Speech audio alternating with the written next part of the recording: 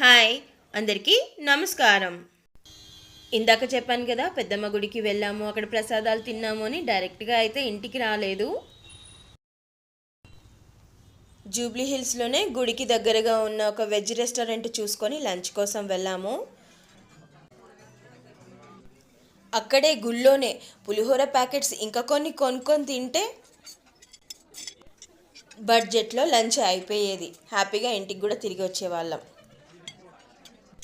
నన్ను కొంతమంది ఫ్రెండ్స్ అడుగుతారు వీకెండ్ ప్లాన్స్ ఏంటి మీవి అని. నేను ఎప్పుడు చెప్తూనే ఉంటాను, ఏమీ ఉండవు, just like any other day. కాకపోతే చాలా రిలాక్స్డ్గా గడపడానికే ట్రై చేస్తాము.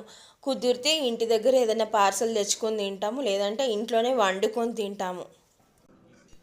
అది అన్నం వండుకొని పచ్చడన్నమైనా పర్వాలేదు, పెరుగన్నమైనా పర్వాలేదు.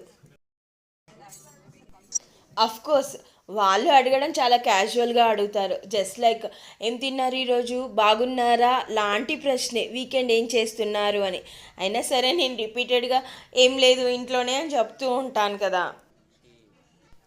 సో ఈసారి నాకు చెప్పడానికి ఇంటి దగ్గర ఉన్న గుడి కాకుండా కొంచెం దూరంగా టెంపుల్కి వెళ్ళొచ్చాము ఇందాక. అలాగే లంచ్ కూడా చేసి వచ్చాము రెస్టారెంట్లో.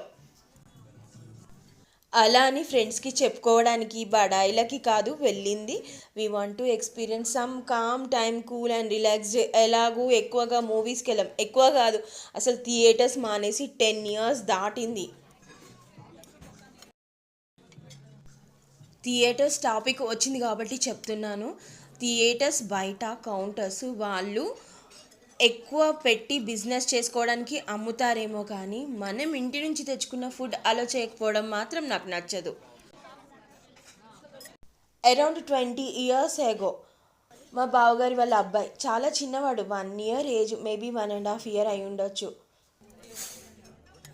మా మ్యారేజ్ అయిన కొత్తలో మా బాబు పుట్టే వరకు కూడా ఎక్కువగా మాతో పాటు తిప్పేవాళ్ళం, తీసుకెళ్లే వాళ్ళం. అలా ఒకసారి థియేటర్కి వెళ్ళినప్పుడు ఒక బేబీ ఫుడ్ నా బ్యాగ్లో ఉంటే అక్కడ థియేటర్ వాళ్ళు తీసేయమన్నారు.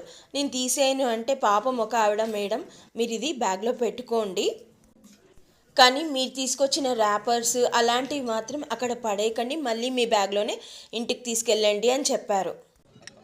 అఫ్ కోర్స్ నేను అలా ఏది పాడేయను, ఏదైనా నా బ్యాగ్లోనే ప్యాక్ చేసుకొని మళ్ళీ నీట్గా బయటకు వచ్చాకే డస్ట్బిన్లో డిస్పోజ్ చేస్తాను.